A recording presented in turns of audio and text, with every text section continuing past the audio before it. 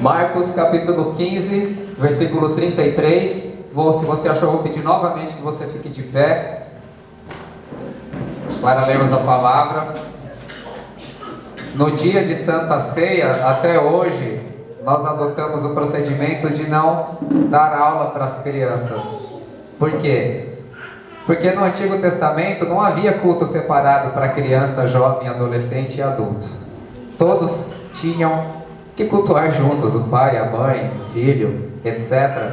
E a criança ela tinha que desenvolver já esse apreço e esse amor pelo culto público. Às vezes a leitura da palavra durava horas, sem pregação, só leitura, e a criança tinha que ficar ali. Obviamente, nós também não queremos deixar de lado toda uma tradição de escola bíblica e coisas do tipo para a criança, porque elas não saem daqui, como a Marta sempre diz, para ficar brincando lá em cima. É para falar a palavra de acordo com a linguagem delas também. E elas adoram, né? Tá aí a Jussiara com suas crianças aí, elas, né? As crianças gostam muito da aulinha, mas elas precisam também aprender a gostar do culto público também, porque senão chega uma hora, a pessoa faz o culto para a criança, o culto para os teens, e aí quando vai a hora dele para o culto dos adultos, ele não gosta. Então, percebe? A gente faz dessa forma para que ele já vá se acostumando com o culto público também, em nome de Jesus.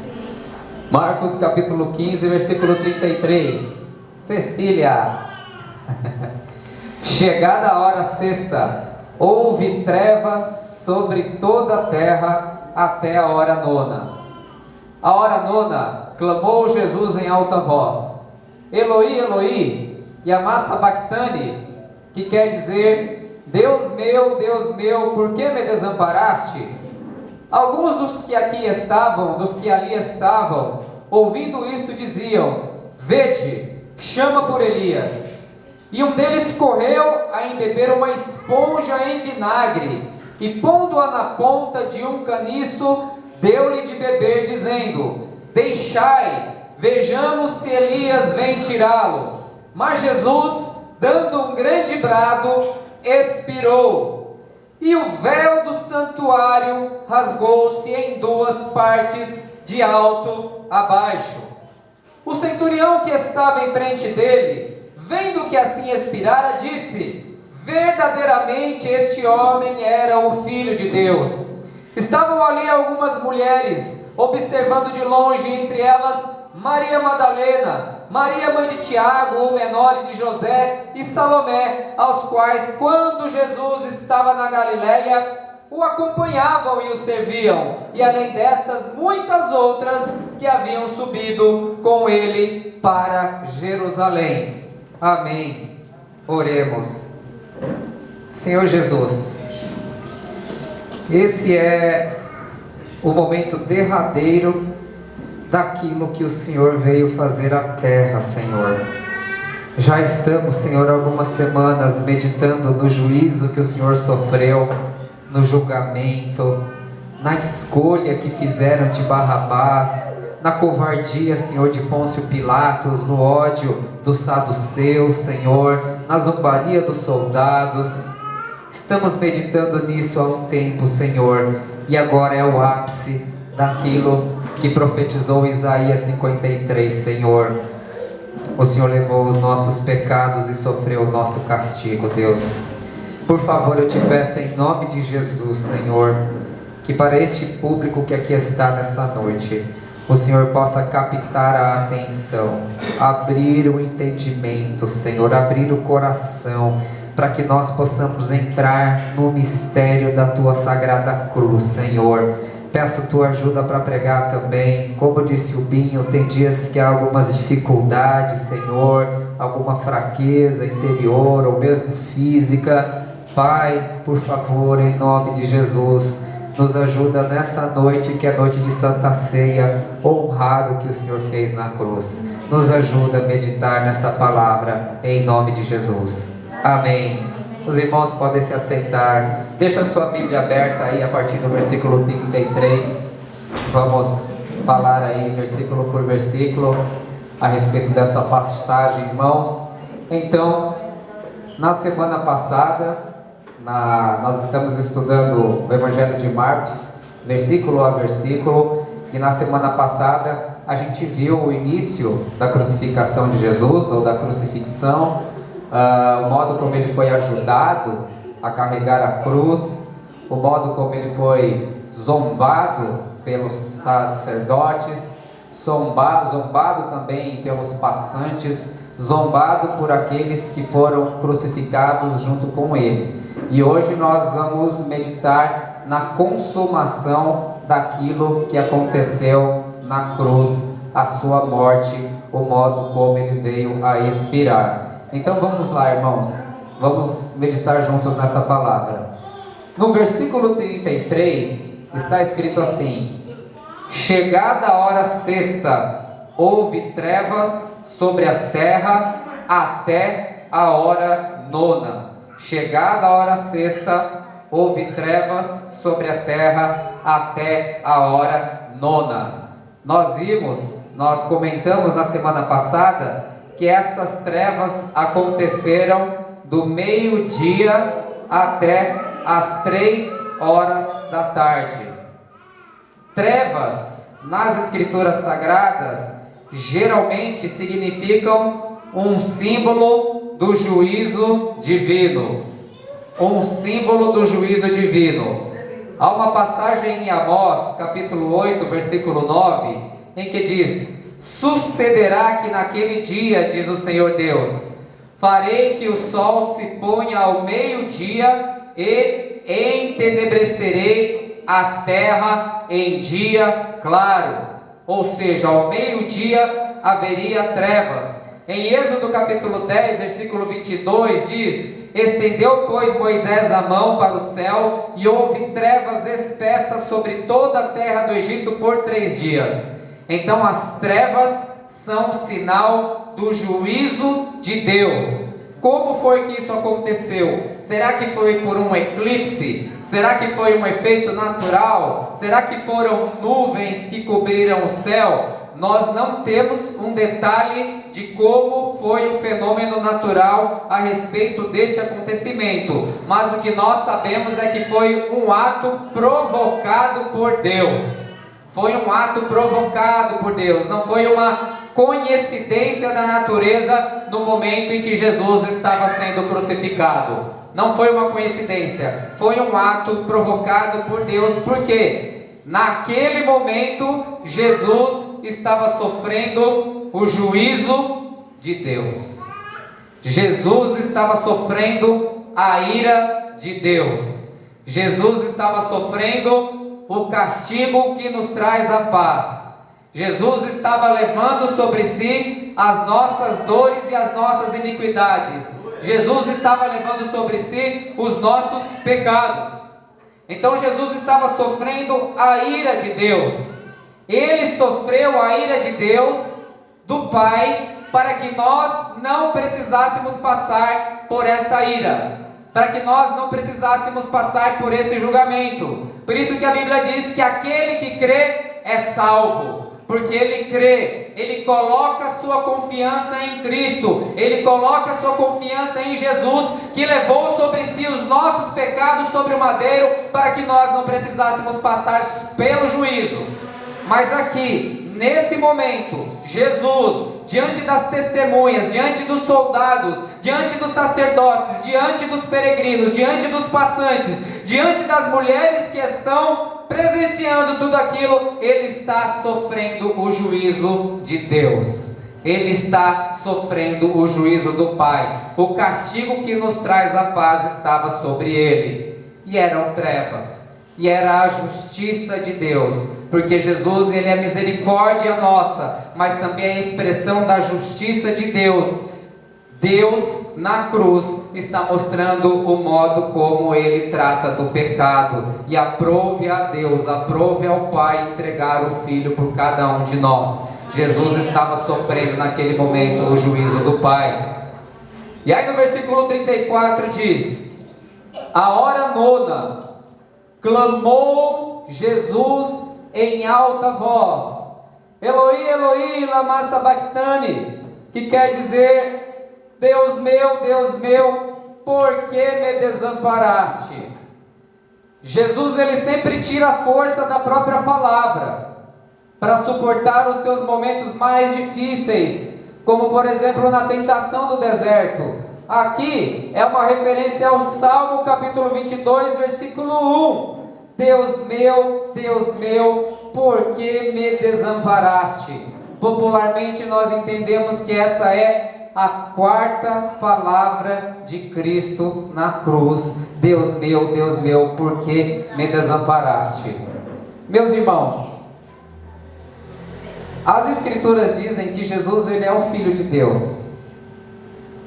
As Escrituras dizem, lá no início do Evangelho de João, que Ele é Deus. O Verbo se fez carne e habitou entre nós, vimos a sua glória como a glória do unigênito do Pai. No princípio era o Verbo estava com Deus e o Verbo era Deus.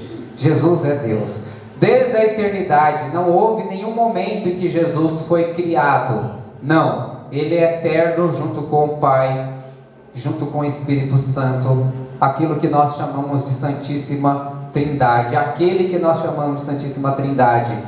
Jesus nunca, em nenhum momento da sua vida e da sua história, tinha perdido a comunhão com o Pai. Sabe, aqueles momentos que você sente a presença de Deus e que você fica totalmente tocado e maravilhado, aquilo que não sai mais da sua memória, que aconteceu um dia, e você fica procurando através da sua vida reproduzir aquela sensação da presença de Deus. Jesus sempre teve aquilo era natural para Jesus, sempre foi, porque Ele é o Filho amado do Pai, Ele foi concebido pelo Espírito Santo, Ele nasceu da Virgem Maria, Ele recebeu o Espírito Santo no momento do seu batismo, Ele é verdadeiramente Deus e verdadeiramente homem. Mas nesse momento ele se sente abandonado pelo Pai, ele se sente largado pelo Pai, ele se sente separado do Pai. Por quê? Porque é nesse momento, é exatamente nesse momento em que Jesus está levando sobre si o pecado de todos nós. Esse aqui é o ápice da redenção. Lá em Isaías 59:2 diz assim, que as nossas iniquidades ou os nossos pecados fazem separação entre nós e Deus. Então, são os nossos pecados que estão sobre Jesus nesse momento, fazendo separação entre o próprio Cristo e o próprio Pai. Era esse o cálice que ele não queria beber, caso pudesse ser evitado, lá na oração do Getsemane. É esse o momento que Jesus temia. Jesus não temia chicotada, Jesus não temia os pregos, Jesus não temia os socos, Jesus não temia os chutes. Era esse momento em que a própria santidade de Cristo, por assim dizer, ficou maculada, porque Ele levou sobre si os nossos pecados, Ele levou sobre si as nossas enfermidades. Isaías 53:4, Isaías 53:5, Ele foi transpassado pelas nossas transgressões e moído pelas nossas iniquidades. Versículo 10, todavia ao Senhor agradou moê-lo, fazendo-o enfermar, quando dera a Ele a sua alma como oferta pelo pecado. Então esse momento é o ápice da redenção. Esse momento é o ápice da cruz. É nesse momento, durante toda a vida de Cristo, foi uma vida redentora, redentivo. Quando Ele curou um homem, no início do Evangelho de Marcos é mencionada essa passagem de Isaías dizendo que Ele tomou sobre si as nossas enfermidades. Mas aqui nesse momento é o ápice em que Jesus está levando sobre si os nossos pecados. Em 2 Coríntios 5:21 diz que Ele foi feito pecado. Ele foi feito pecado. Em Gálatas 3:13, a respeito desse momento, diz que Cristo nos resgatou da maldição da lei, fazendo-se Ele próprio maldição em nosso lugar. Então nesse momento Ele está sendo feito maldito. Nesse momento Jesus está sendo feito pecado. Aquele cujo engano nunca se achou na sua boca, aquele que nunca cometeu um pecado, aquele que nunca disse uma palavra torpe fora da hora, aquele que nunca olhou para cobiçar, aquele cujas mãos nunca se levantaram para matar ninguém, para cometer roubo ou homicídio. Esse momento, o Santo, o Cordeiro de Deus está sendo feito pecado. nesse momento ele está sendo feito maldito. E nesse momento, de um modo que nós não sabemos como explicar, de algum modo, na sua natureza humana, Jesus perdeu a comunhão com o Pai. Ele perde a consciência da presença de Deus, porque ele não está aqui fazendo um teatro, ele realmente está se sentindo desamparado. Há quem diga, quem tem escrito, poetas, que a cena foi tão horrível na cruz que nem o Pai conseguiu olhar, nem o Pai, aquele cujos olhos não podem contemplar o mal, que a natureza de Deus é santa, não pôde contemplar a imensidão da malignidade do pecado que estava sobre Cristo Jesus naquele momento. Então, nesse momento, Jesus está sendo feito maldição por nós. É nesse momento que nós estamos sendo salvos. É nesse momento que o Cordeiro de Deus está tirando o pecado do mundo. É essa a chave que abre a porta do céu. Jesus Cristo, o Cordeiro Santo de Deus que tira o pecado do mundo. É com essa chave que você tem acesso.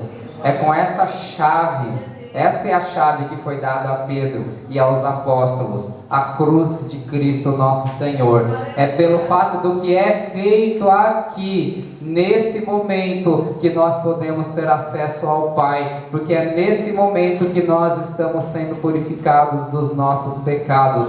É um ato passado, mas é um ato sempre presente, porque se uma pessoa hoje, 2000 anos pela fé, crê em Jesus Cristo nosso Senhor, ela recebe os benefícios do que foi feito há 2000 anos atrás na cruz do Calvário. O seu pecado é colocado sobre ele e você é lavado pelo sangue do Cordeiro de Deus.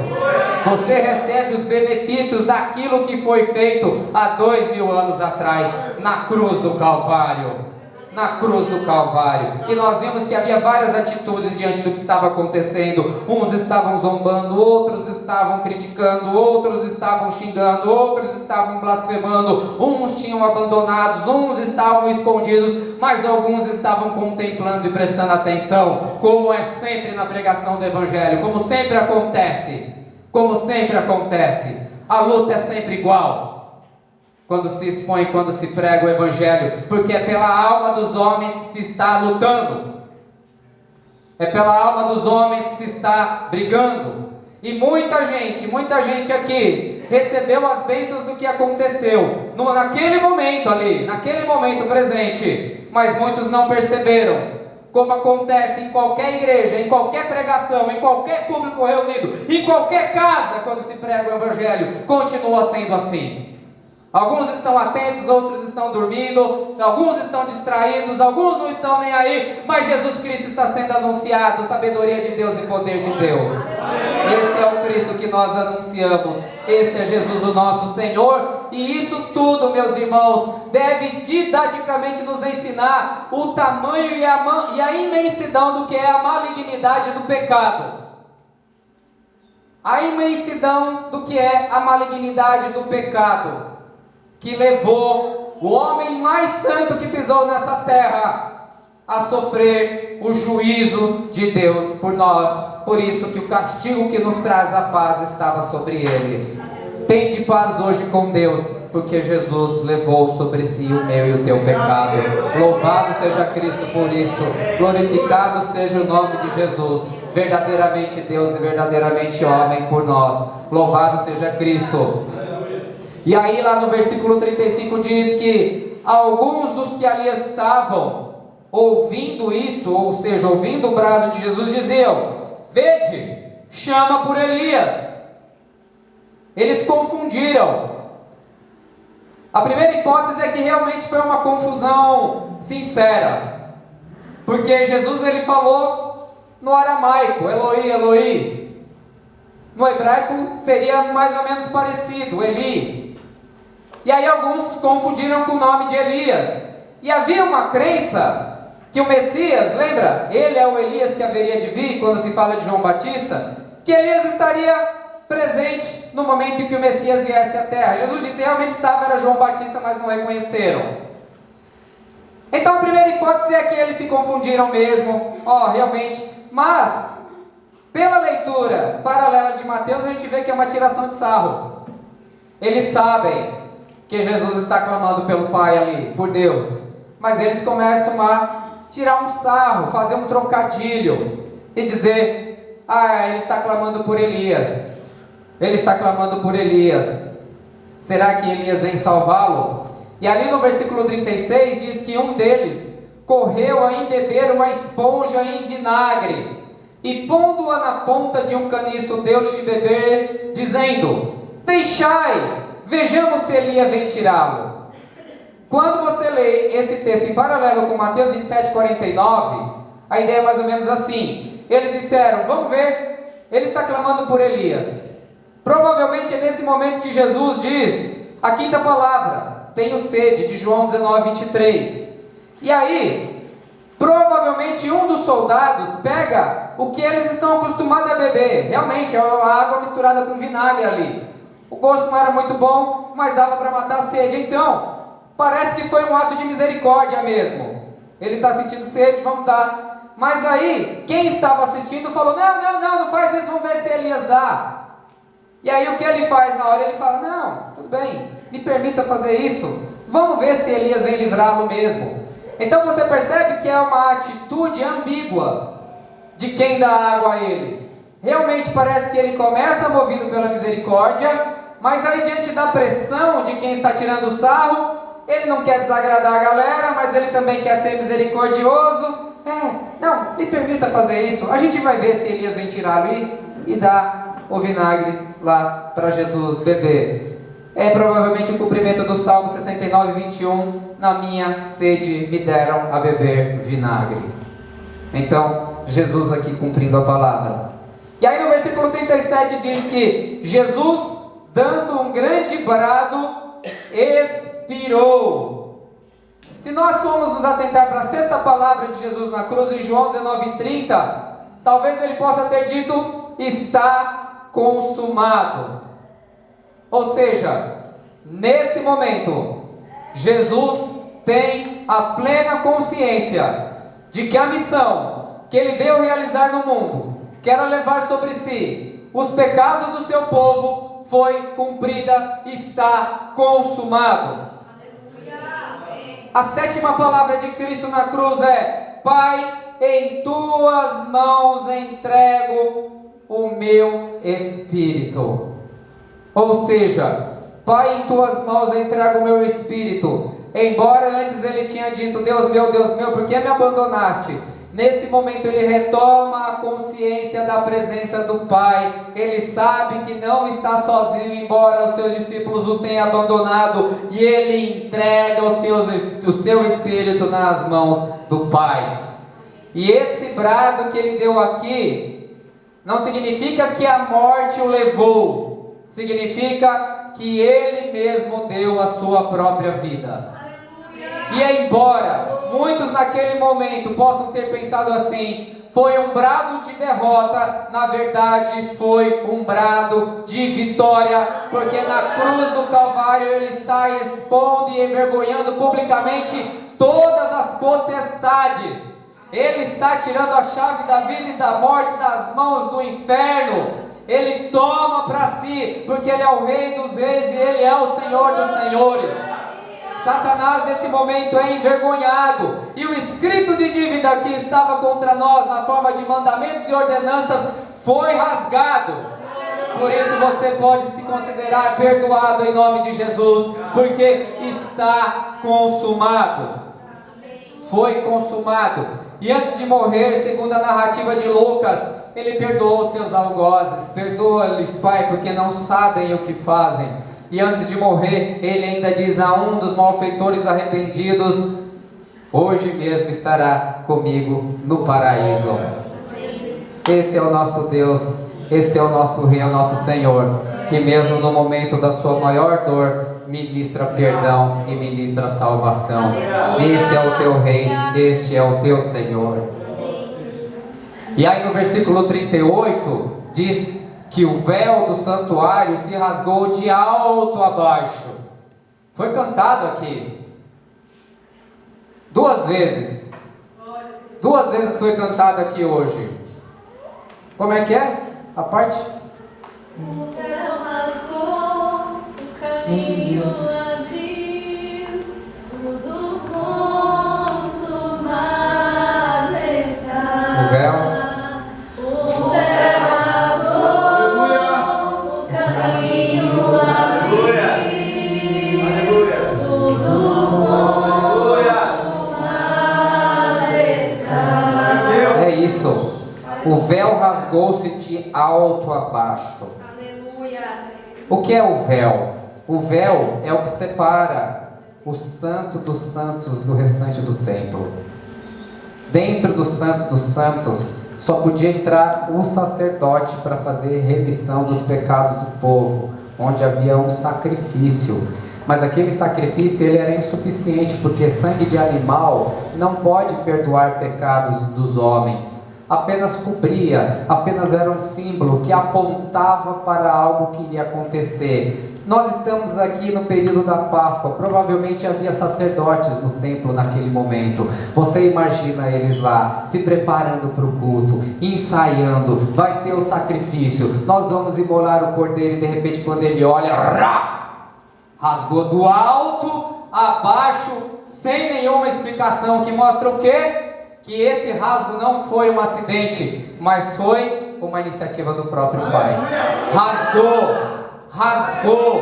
Significa o quê? Significa que aquela religião em que havia necessidade de sacrifício de animais, ali ela já estava sendo finalizada. E além do que, naquele espaço em que só havia a possibilidade da entrada de um sacerdote, agora o escritor de Hebreus diz que nós com confiança podemos adentrar no santo lugar e sermos acolhidos e sermos recebidos. Você pode entrar com mais confiança naquele lugar do que a rainha Esther podia se colocar na frente do açoeiro lá, que ele poderia matar alguém se entrasse ali. Se entrasse qualquer pessoa no santo dos santos antes desse momento, era fulminado. Mas agora, pelo ato daquilo que Jesus fez, eu e você podemos entrar com confiança no Santo dos Santos, porque o véu se rasgou e o caminho abriu. Louvado seja Cristo! Louvado seja Cristo! O véu se rasgou e o caminho abriu. Você pode ir. Antes, você precisava de uma mediação de um sacerdote que fosse lá e sacrificasse. Hoje nós temos um sumo sacerdote diante do Pai, que intercede por nós de dia e de noite, e que atua como nosso advogado diante do Pai. Por isso, com confiança, quando nós errarmos, nos arrependermos e pedirmos perdão a Deus, nós sabemos que temos um advogado justo que intercede por nós, porque o castigo que nos traz a paz estava sobre ele, e a pena que era para nós foi sofrida por ele, para que nós possamos ter comunhão com o Pai, andar na luz como ele na luz está.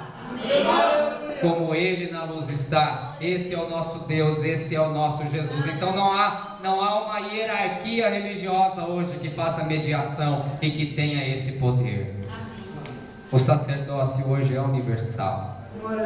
O ministro que vem aqui ministrar, grosso modo, não é um sacerdote. Eu não sou um sacerdote que faça a mediação entre... Nós somos povo de Deus. Eu estou aqui exercendo uma função, um dom, que é ministrar a palavra. Mas você não tem acesso ao Pai a depender de mim. Você tem acesso ao Pai a depender de Jesus. Aleluia! A depender do Cristo.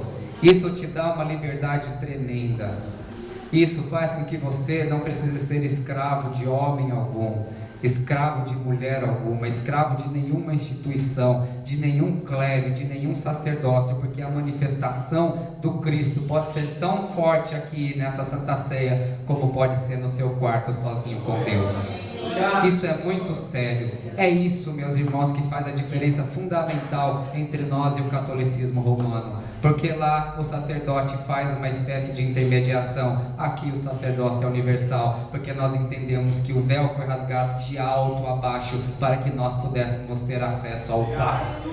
Isso é um presente.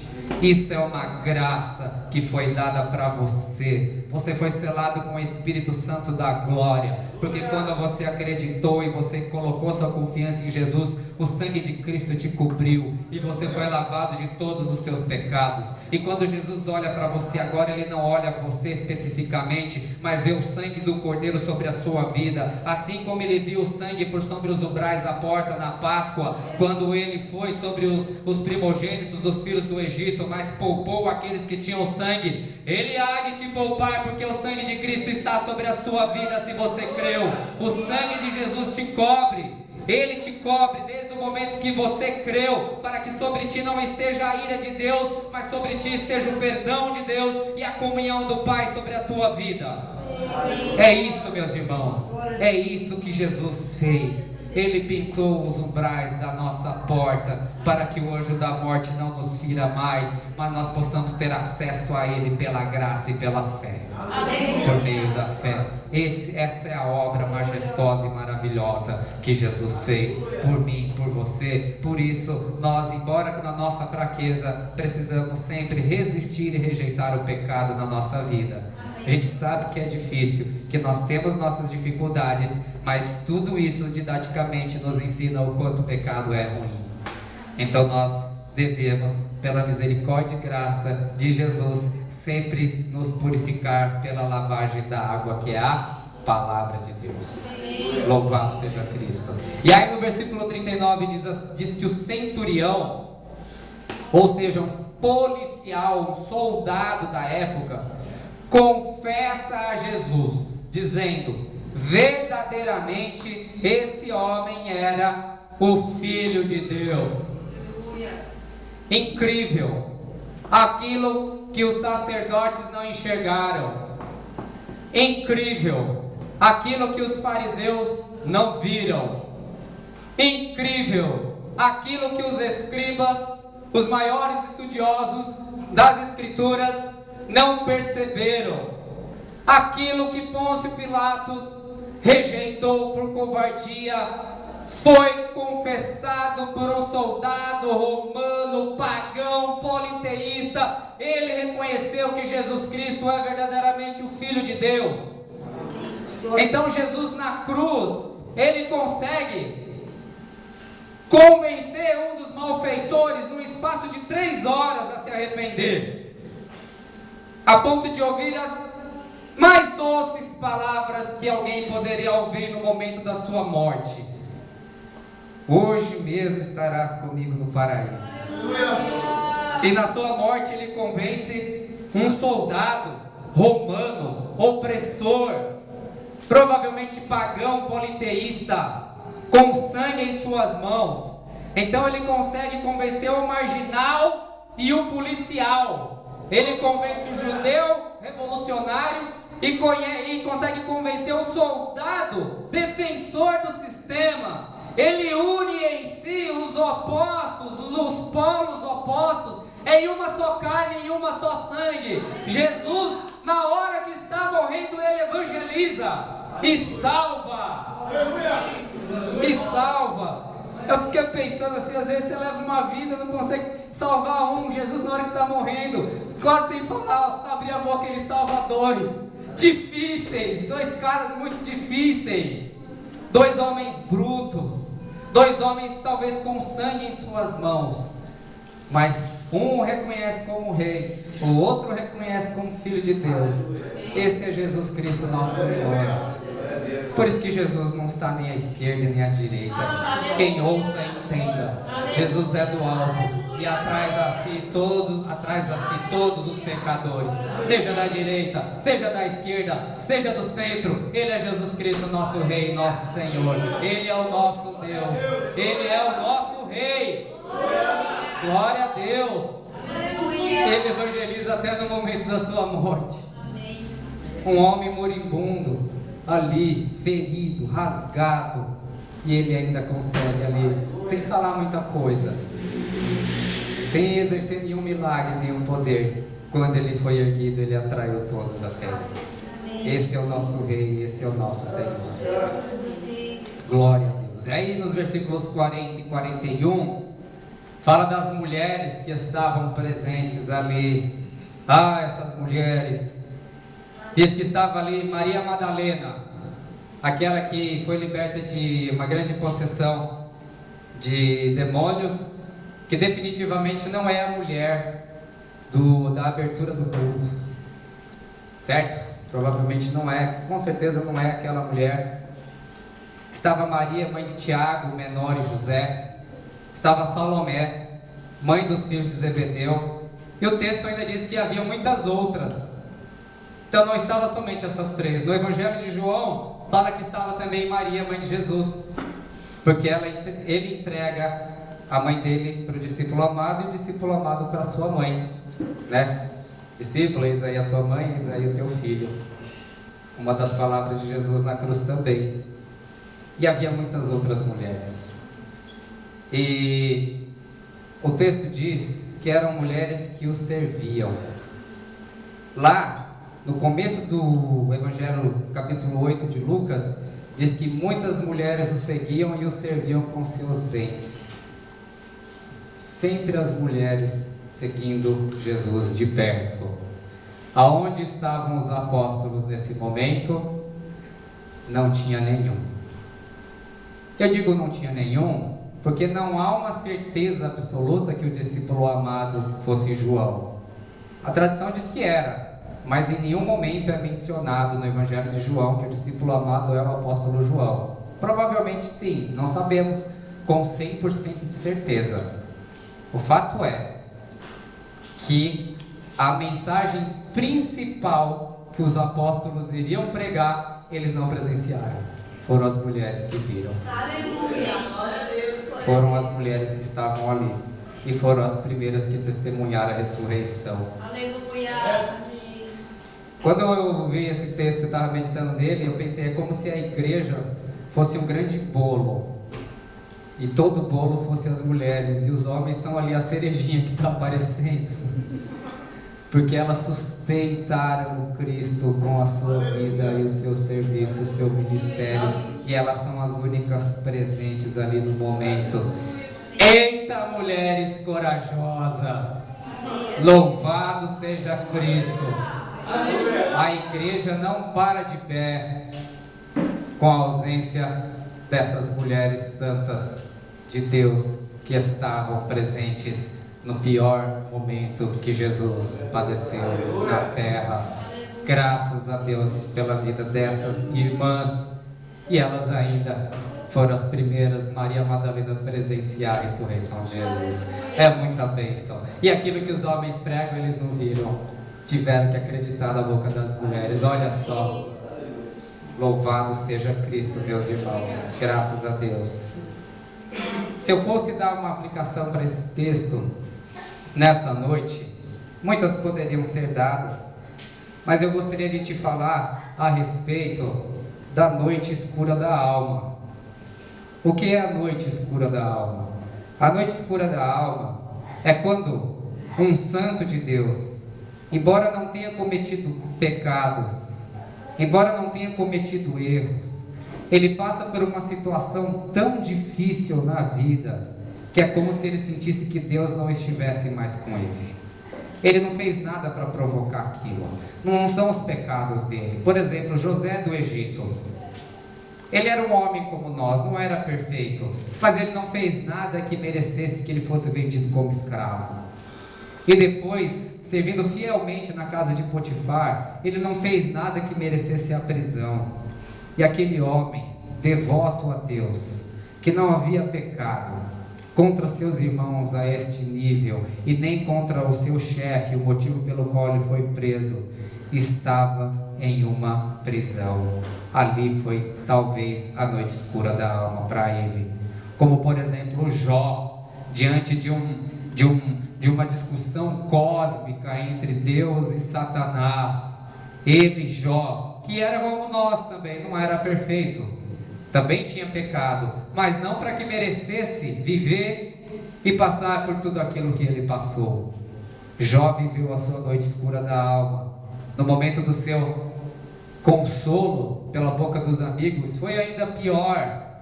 Jó passou sua noite escura da alma. Ou Elias, Quando venceu os profetas de Baal, de repente recebe uma notícia que está sendo perseguido, e ele é assolado pelo sentimento de solidão, triste, pede a morte, passou pela noite escura da alma. Jesus, o que ele fez para merecer estar ali? Absolutamente nada. Ele mais do que ninguém. Ninguém viveu e viverá o nível de dor que Jesus viveu. Nenhum de nós passará por aquilo, mas eventualmente eu e você um dia poderemos ou estamos passando pela noite escura da nossa alma. E o que nós devemos fazer num momento como esse?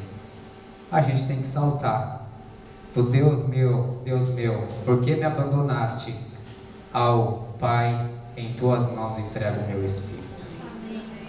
Quando passarmos por esse momento, não é a hora de se revoltar, não é a hora de se amargurar, não é a hora de xingar. Você deve sim, se quiser, gritar: Deus, porque eu estou passando por isso? Está tudo certo entre você e seu pai. Senhor, eu não estou aguentando esse sofrimento. Senhor, eu tenho sede. Senhor, as pessoas estão zombando de mim. Minha família não está me compreendendo. Meu cônjuge não tem me tratado do modo como eu creio que mereceria. Enfim, não sei que situação. Você pode e deve falar isso para o seu pai. Clamar diante dele, abrir o seu coração, rasgar, dizer: Senhor, por que me abandonaste? Leia o Salmo 21, declare diante de Deus: Senhor, eu tenho sede. Salmo 63, minha alma está ansiosa por ti. Senhor, abra o seu coração, mas pule do Deus meu, porque me abandonastes ao meu Pai, eu te entrego o meu Espírito. Use a noite escura da alma para se jogar ainda mais na presença de Deus. Não se deixe ser assolado pelo desespero e pela desesperança, mas tenha fé no seu Senhor, porque embora você possa ter momentaneamente perdido a consciência da presença dele, talvez você tenha aqui, mas ele está perto de você. O Jesus, na sua natureza humana, ele foi abandonado pelo Pai, mas o Pai estava ali do lado dele, porque lá em Coríntios está escrito que Deus estava em Cristo reconciliando consigo o mundo. Jesus, o homem, pode ter perdido a consciência da presença do Pai, mas o Pai estava com ele naquele momento, e o Pai está com você também. Não vai: eu sou muito mal, ele vai me abandonar. Eu sei, realmente você é muito mal e eu também, mas ele não vai te abandonar, pois sobre ti está o sangue do Cordeiro e o véu do santuário foi rasgado de alto a baixo. E digo-vos isso para que tenham esperança, porque mais forte é o que está em vós do que o que está em mim. Louvado seja Cristo, bendito seja o Senhor pela sua grande salvação em nossas vidas. Ele suportou passar por tudo isso para que eu e você tivéssemos vida e vida em abundância. Ele é o teu pastor e nada te faltará. Te levará para passear à beira de águas de descanso. Repousará a tua alma. Você descansará nele, e a bondade de Deus te acompanhará todos os dias da tua vida. Eis que estarei convosco todos os dias até a consumação dos séculos. Esse é o nosso Deus, esse é o nosso Rei, esse é o nosso Senhor, esse é Cristo, o Salvador. Louvado seja Cristo, louvado seja Deus. Recebe a adoração do teu povo, Senhor, e a gratidão do teu povo, Senhor, na tua presença, ó Pai, porque tu és o nosso Salvador. O Senhor foi erguido naquele madeiro, Senhor, para que todos nós pudéssemos ter vida. O Senhor levou sobre si as nossas iniquidades, porque tu és o Cristo, o Filho do Deus vivo. Louvado seja o teu nome, Jesus. Obrigado Obrigado porque hoje nós temos esperança. Obrigado porque hoje nós temos salvação, Senhor. Obrigado porque hoje nós não somos mais servos, mas chamados de filhos na Tua presença, Senhor, pela Tua grande misericórdia com qual o Senhor nos amou. Bendito seja o Teu nome. Bendito seja o Pai que amou o mundo e deu o Filho. Bendito seja o Espírito Santo que aplicou salvação e nos convenceu do pecado, da justiça e do juízo. Louvado seja Cristo, louvado seja Deus. Aleluias, glórias a Deus, louvado seja o nome do Senhor.